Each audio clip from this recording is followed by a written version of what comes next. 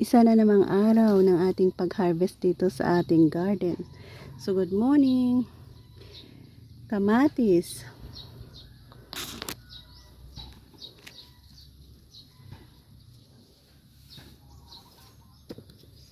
Mga kamatis na pwede na naman natin masahog sa ating kinuhang petchay at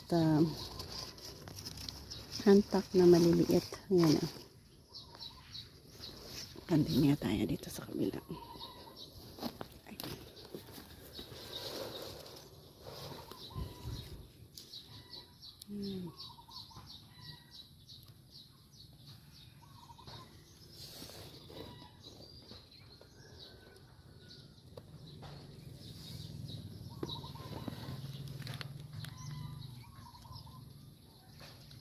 Diba, hindi na nila kaya, no? Nabigat na, oh.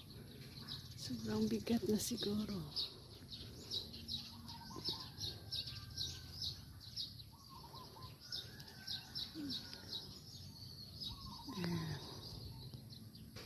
Tatlo. So, yan. Ilan ang ating nakuha ngayon? 1, 2, 3. Medyo madami-dami ang ating nakuha ngayon. Ito ang ating tomato harvest natin na napakadami ang ating nakuha. Ayan.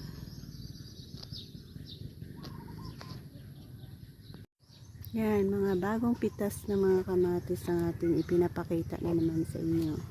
So, ilan ang ating nakuha ngayon? Meron tayong,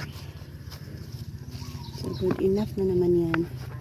1, 2, 3, 4, 5, 6, 7, 8, 9, 10, 11, 12, 13, 14, 15, 16, 17, 18, 19, 20, 1, 22, 23, 24, 25, 26, 27 ang ating nakuha. Ang gaganda, oh. So, iba-ibang variety siguro ito kasi mayroon siyang pahaba at mayroon din siyang pabilog. Diba? Amazing, no? Ng tanim na ating pwedeng harvest dito sa ating garden.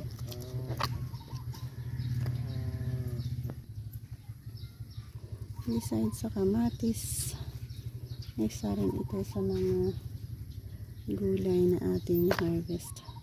Mga maiiksing sitaw. So, igisa natin, tinulang isda with sitaw na maiksi na yan at petchay. Ayan, diba? Perfect na yan sa ating another meal for today.